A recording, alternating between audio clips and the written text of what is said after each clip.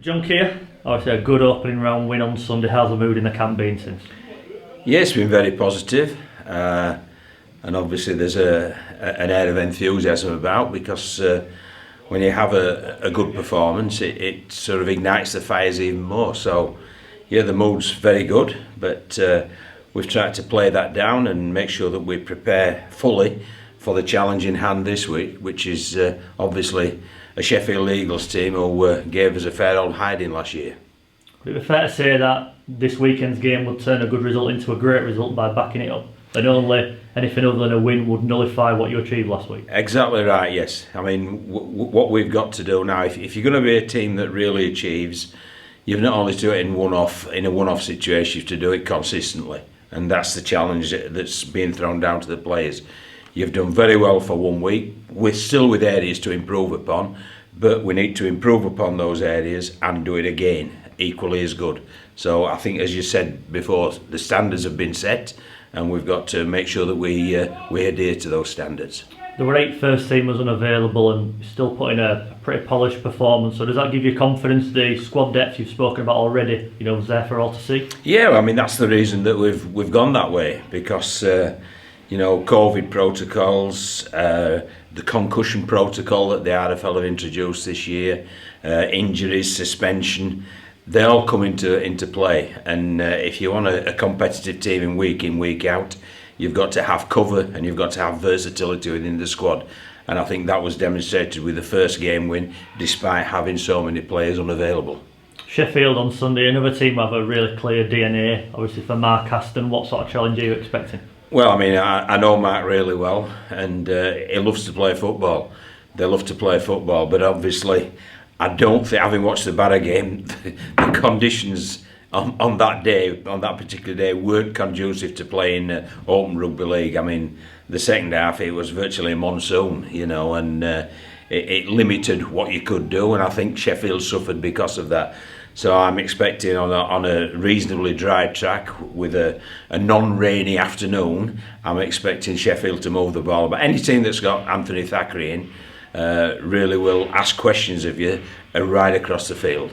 They're littered with quality. Ben Jones, Bishop, Chris Wellham in the back line, and Ross Oakes obviously was there last year. There's a lot of familiar faces, so although you know the challenge, that's only half the battle, really. Yeah, there is quality there. I mean, Ben Jones Bishop, he crossed for his first try of the season, 5 minutes into the game, and Bradford fans know what Chris Wellham can bring. But there's Liam Kirk there, there's Liam Johnson there, there's Mikey Wood there, there's Vila Halafihi there, as well as Ross Oakes. So it really is. It's like a Bradford reunion as well. So they'll know what we're about. They'll know all about Odsel.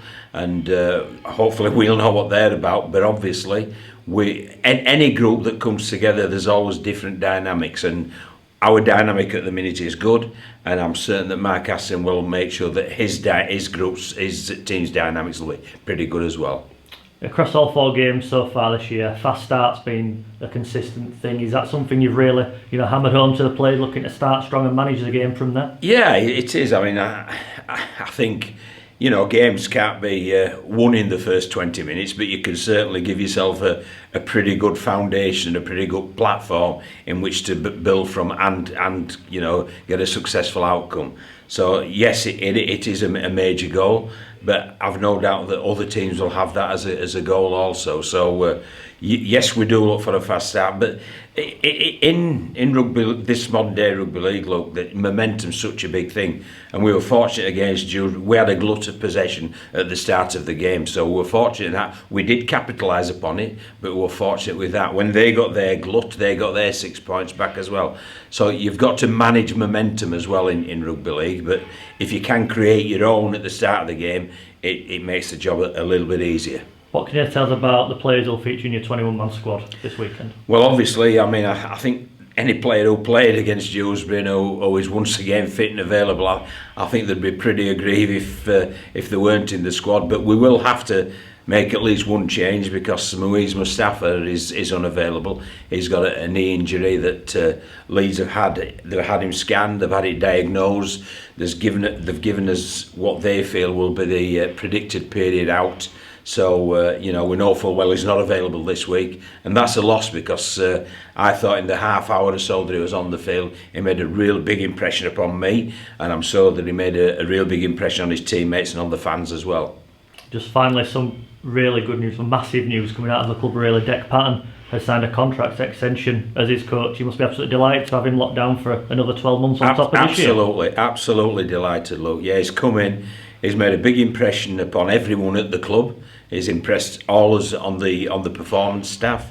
He's impressed his fellow players, and I think what he's doing is enjoying playing rugby league again. And if you do that, you know, if you get that feeling at a club or within a group of players, it's often a good idea to stay there and enjoy the ride, and that's what he's decided to do, and I couldn't be happier. Are you surprised by how quickly he's settled at all?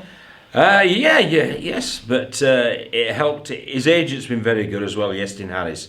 He's been very good indeed. You know, he's conversed with me regularly, and he's given me little tip-offs about nuances that he's got. So, yeah, his agent's been really good. Dec's been really good, and we're absolutely over the moon that he's here for this year and next year. It seems a real statement from the club to have done this business so early. You know, a clear sign that the club are acting much more professionally, seem to be doing so and getting the rewards in the loyalty of the players as well. I would agree with you, yeah, and we've now got two halfbacks signed for this year and next year in Jordan Lilly and Dec Patton. So, you know, that's an element of stability that we've got to enjoy and we've got to take going forward. So, yeah, it's something I'm particularly pleased with, and I'm delighted that the club staff has sort of acted in such a manner. And just finally, 4,000 expected on Sunday, if not more. Ticket sales going really strong on the back of last week. They brought the noise to Dewsbury.